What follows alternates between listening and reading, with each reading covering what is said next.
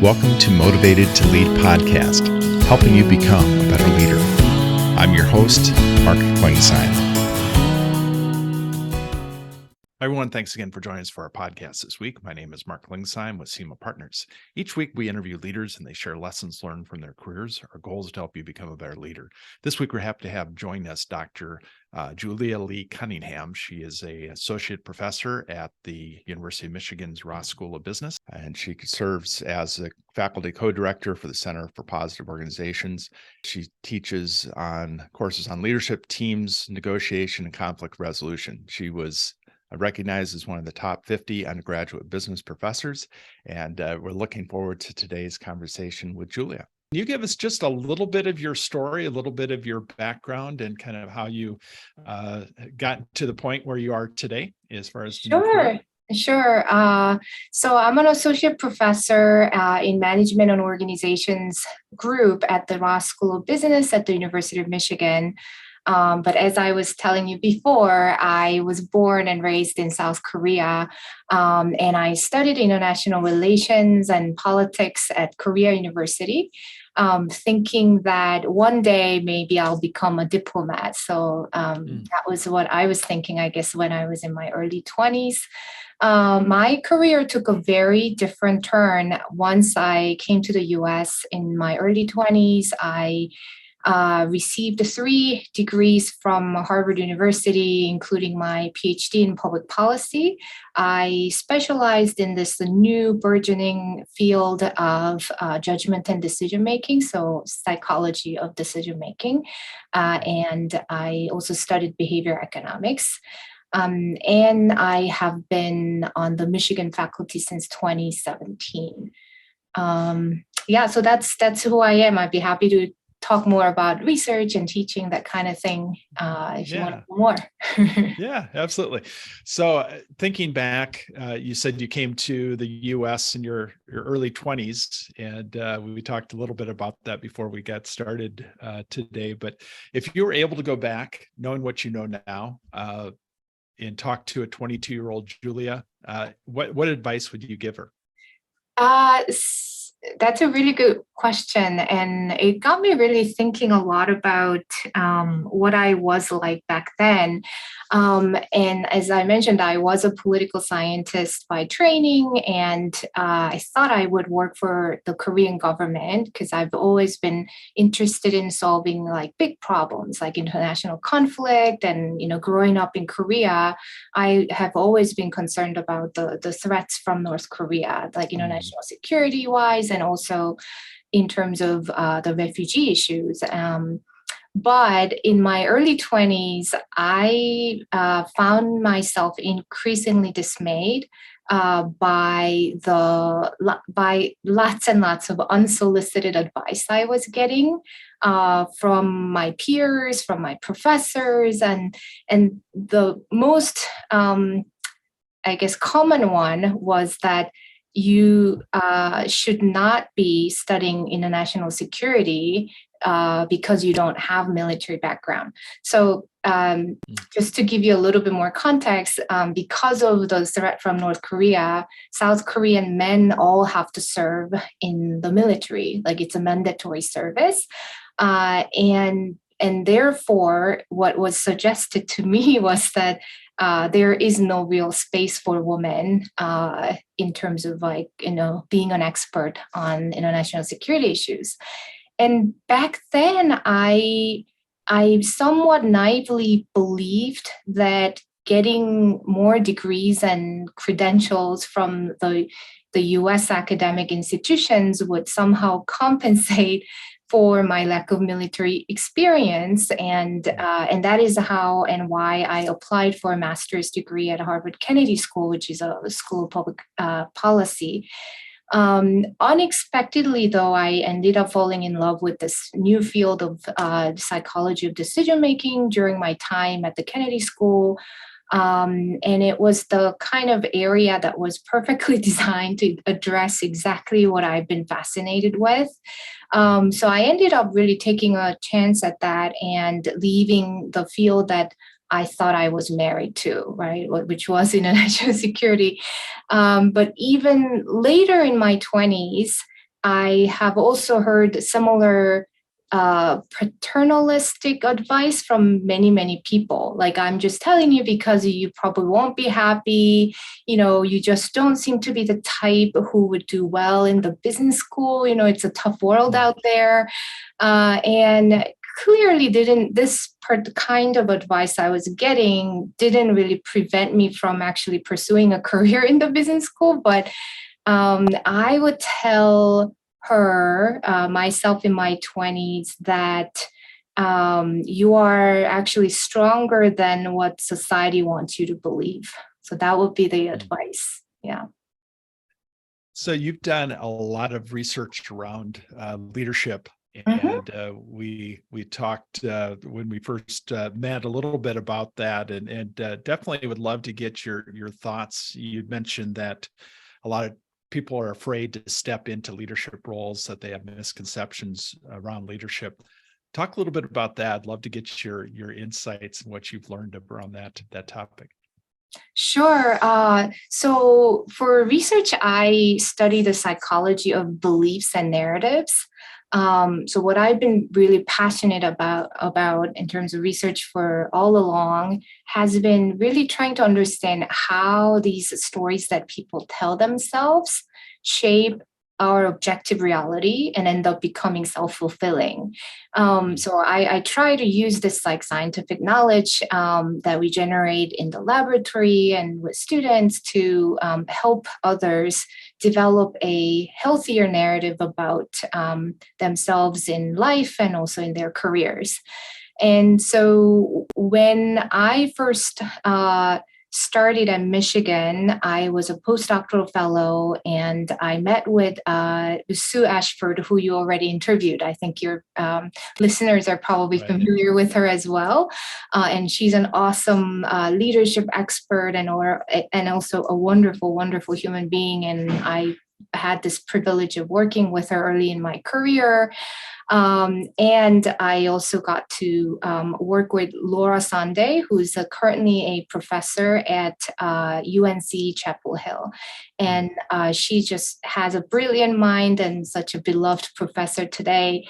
And I remember us sitting down at the table in Sue's office together and thinking a lot about what is it about this particular identity of being a leader? Why is this particular identity so uncomfortable for a lot of people? And we asked this question because we were sitting on this data set that we had collected before from our classes. So identity seems to be such a fundamental, central thing that everyone is kind of working off of every day. And it's about, so leader identity is about what makes people see themselves as leaders or not. And what we already know about identity in general is that it tends to be influencing how we think and behave, right? So, for example, we know that telling people don't be a cheater is more effective than just telling them don't cheat.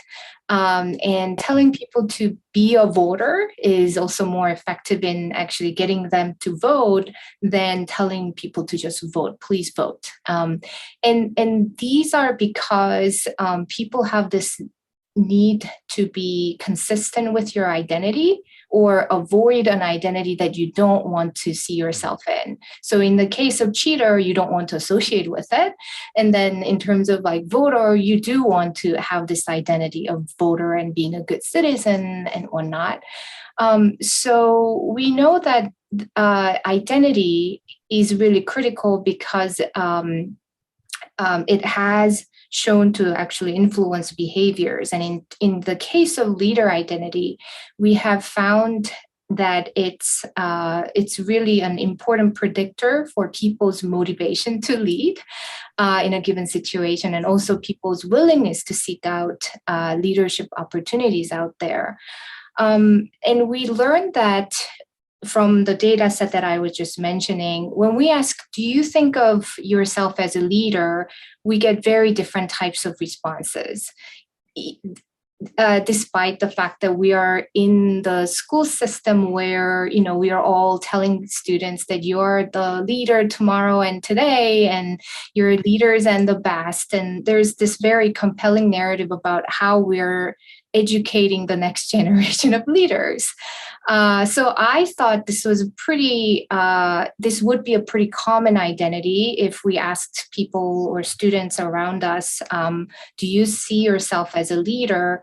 But what we found was that actually it's not as common as we think. And so maybe small subset of our students would say, absolutely, yes, I am a leader under all circumstances. But most people will say it kind of depends on the situation that I'm in.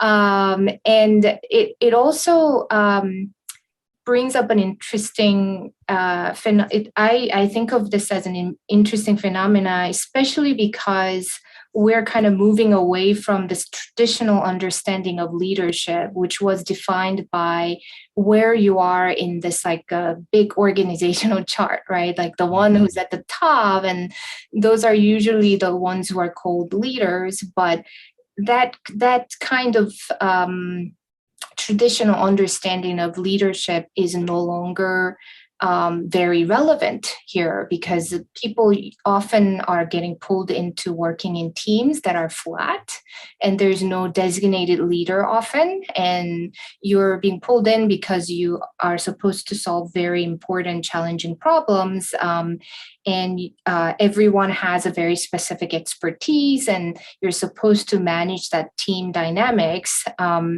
So in this kind of a changing world of work that doesn't necessarily have a designated leader, whether you see yourself as a leader or not might have much more important implications for whether you actually step up and behave as leaders or not. So instead of saying that you are a leader every day, all the time, we kind of accepted this idea that leadership may be a contextually dependent identity, that people either accept it and endorse it in the moment, or not. So that's how we all got started with this idea of what is it that makes it so difficult for people to endorse this identity and see themselves as a leader?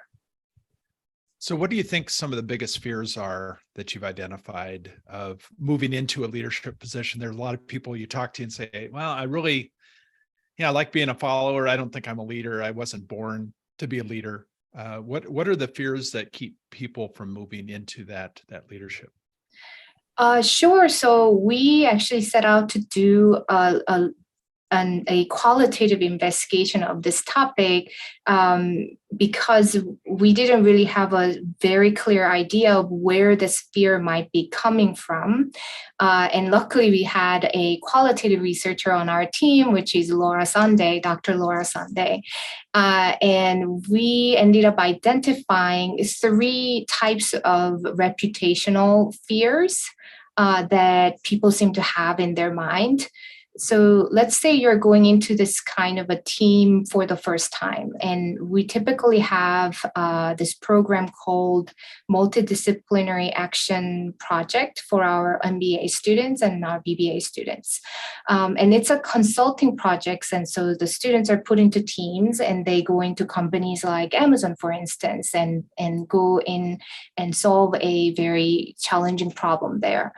And there's no designated leader per se. And as you meet with the team for the first time, you're in your mind, you will consider, okay, in this team, am I a leader or am I not a leader? Should I step up and try to lead or not? And so the first one that we found from looking at the data that we collected that is more qualitative was that people tend to fear about being seen as domineering. And because, unfortunately, people still have this association in their mind that being a leader is associated with being bossy or pushy or domineering. And that is not the kind of identity that people are okay with. They don't like to be associated with that bossy person. And they don't want to be coming across as somebody who's pushy. So that was the first fear. And the second one is that what we call the fear of seeming different. Because people don't really want to draw too much attention to themselves sometimes. And also sometimes people may think that if I say I'm a leader in this group, maybe I'm insinuating that you are the followers. And so you're creating this like status difference and you're different from everybody else. You're better than they are. And so that kind of fear, or not the fear, but the fact that people don't want to insinuate that we're different, it plays back into your mind that, oh, maybe if I step up and lead, that means I'm creating more distance from you. So that's the second fear. The third one we identified was a fear of seeming unqualified. And this is something that goes hand in hand with imposter syndrome, which is what a lot of people are experiencing today. And maybe people think that I'm not the best person to do this particular job because I don't know everything and I don't have a specific expertise to do this, and maybe people won't really take me seriously, et cetera, et cetera. So this is the last one that people may fear, that I would be seen as unqualified in their eyes. So those are the three fundamental fears that people have, because leadership is fundamentally a social and relational construct. And so people tend to think a lot about how other people see me if I were to step up and lead. So how do you think a company and an organization can develop a leadership culture where people that maybe don't feel like they're leaders get opportunities as far as to lead, whether it's a small team and we've got a lot of listeners that are first-time leaders, first-time CEOs. How do you develop that kind of culture? Yeah, that's a really $1 million question, isn't it? So we actually went deeper into this question of, okay, now that we have identified that people have these three fundamental challenges and risks that they foresee, they anticipate when they think about leading. So how do we really address the fears that people have? Because these fears, we found that actually have real consequences. So the more people identify with these fears, the less likely they are seen as leaders in the teams. And also the bosses also rate you as less likely to be a leader.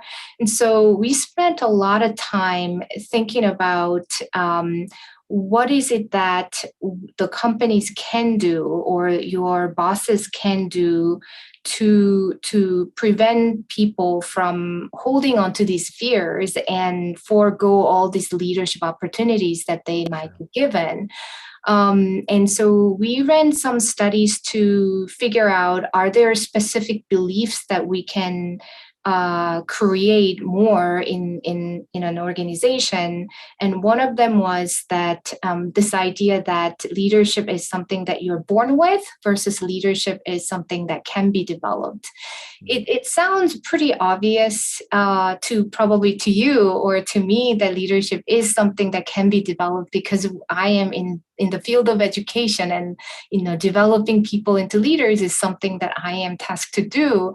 So it's easy to believe that, but when we ask people about this, we also found out that a lot of people hold this belief that leaders are born, and many of the examples actually come from parents. And when they think about their kids, like some kids tend to be naturally more leader-like, and some kids tend to be not so leader-like. And so this idea that leadership is biologically determined is actually not as helpful when it comes to persuading people that when you have these fears about how your reputations may be harmed if you lead, those fears might loom larger for people who have this fixed view of leadership, because once they try and then if they fail, they may take that as a signal that my fears were right. They were justified, and therefore I'm not going to be the leader anymore, and I will just like say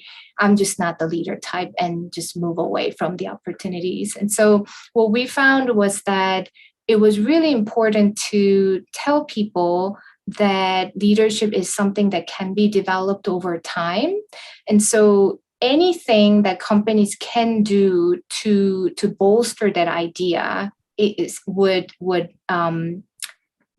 help people develop healthier relationship with this identity of being a leader.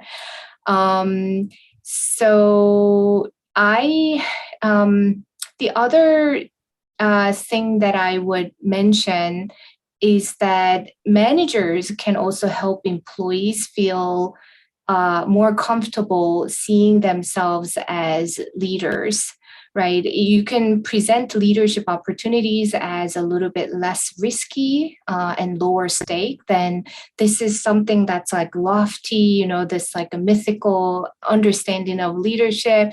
Instead of that, you can think of it as, being a contribution. You're contributing to a collective good, and therefore, this is something that we value as an organization, as opposed to talking about leadership as something that only few people can do, right? Only a certain individuals who look like this, who have like assertive personalities can do. So I can imagine there are many things that companies and managers can do together to create an environment where leadership failures are also openly shared, and so not seen as, okay, I failed and therefore I can never do it again, but it is something that everyone have to experience at some point, and then you live and learn. And so having this like learning and developmental mindset can be fostered in organizations. So, are there books that you recommend to leaders that you recommend to your students or other leaders that you think would be helpful for them as they're growing in their leadership ability? So I tend to recommend the kind of books that are written by academics rather than the books that are written by very successful business leaders, and Sure. And so. Of course, I can recommend the books that are written by my own colleagues in my field. And Sue's book is one that I recommend a lot to people who want to kind of try out this like leadership as a journey. Right. And I am also currently reading this book by Laura Huang at Harvard Business School, which is called Edge. It's the subtitle is Turning Adversity into Advantage. And I would like to highly recommend it because it's filled with lots of practical advice based on science. And it's also designed to help anyone at all levels of leadership, as opposed to very small subset of C-suite individuals who may need extra help. So those are the two books I would recommend. Great. So outside of work, what do you do to recharge? I do many things, actually. I am currently so this is like my weekly ritual, which is to take a bath and to de-stress like the Japanese snow monkeys do, just to reduce my cortisol level. I also like to go see bird watching. So I like to go see birds, even though I can never quite get up so early to see many of them. I always feel like I miss them by the time I get there. And unrelatedly, I have recently become fascinated with archery. I really like being able to focus on the target and nothing else, and it's very zen. So I really love doing that. Yeah, very cool. What parting advice would you give a new or up and coming leader? I think it's really important to demystify leadership. And the earlier you do that, the better. So I would like to encourage all the listeners to think of themselves as a valued contributor, embrace life's uncertainty, and craft and control your narratives. Well, Julia, this has been a lot of fun. I definitely appreciate you taking time out of your schedule to give your thoughts today. I know this is going to be helpful for our listeners, and wish you continued success in all that you're doing. Yeah, thank you very much. This was a lot of fun. I haven't really talked about this research in a while, although we started working on this project in 2015. And so really pleasure to be able to share this research with your listeners. And thank you so much for having me here today. Thank you for listening to the Motivated to Lead podcast. Please subscribe on iTunes. You can also see a video version of this interview at motivatedtolead.com. This podcast is brought to you by SEMA Partners, helping you find your next great leader.